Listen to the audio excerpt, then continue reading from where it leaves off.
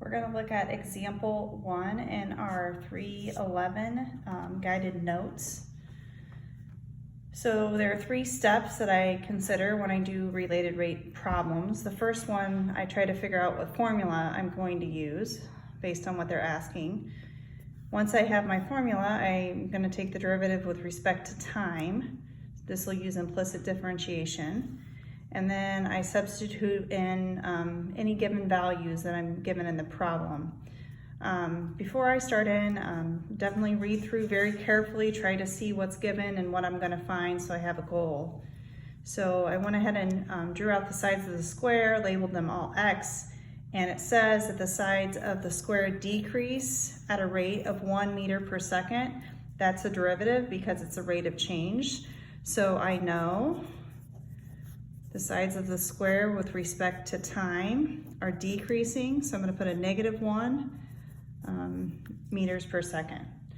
Okay, so my goal for part A is to find the area of the square, how it's changing when the sides of the square are 5 meters long. So I would like to find the rate of the area of the square with respect to time when the x value is 5 meters. All right, so since I'm going to be using area, the formula that I want to use is the area of a square, which is area is the side squared. So I have A equals x squared.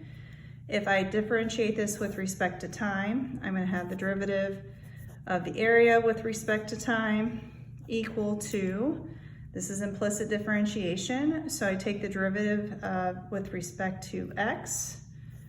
So I have 2x, and then I need to take the derivative with respect to time.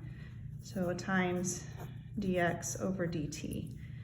Okay, so that's my derivative. Step 3 is me plugging in anything that I know.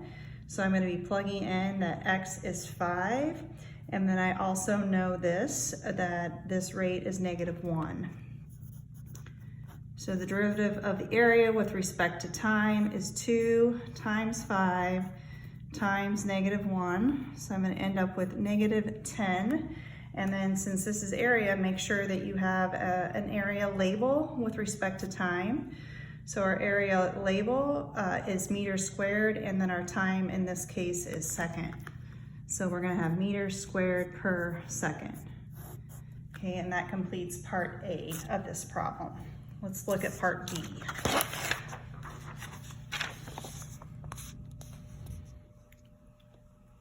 Okay, for part B, we're looking at the same square. We still know what we did in part A. We knew that the derivative of the side with respect to time is -1 meters per second. Okay, so our goal is to find how the lengths of the diagonal are changing. So our goal this time is to find the derivative of y with respect to t, because that's what I labeled the diagonal in the picture over here. Okay, so the formula that I am going to use for this one, I have a right triangle, since we're looking at this part of the square. So we can use the Pythagorean theorem here. So I'm going to have x squared plus x squared equals y squared. Okay, let's clean up this formula a bit. So I'm going to have 2x squared equal y squared. And I can go ahead and take the square root of both sides. So I'm going to get the square root of 2, and then just x, and then equal to y. Okay, so that's my formula. I definitely only want to use positive because I'm looking at a diagonal. I can't have negative values. Okay, now I want to differentiate this with respect to time. So I'm going to get square root of 2. Derivative of x is 1. I'm differentiating with respect to time. Okay, on the other side, the derivative of y is 1.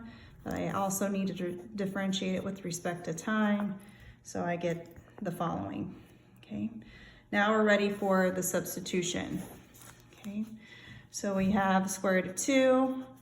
We know the derivative of the sides with respect to time is -1, so I'm going to substitute that in. Okay, and we're almost done. We just need to make sure that we have the appropriate label. So we have the derivative of the diagonal with respect to time is going to be negative square root of 2. Remember, the diagonal is a length, so we just need meters, and then the time label is second, and that completes that problem.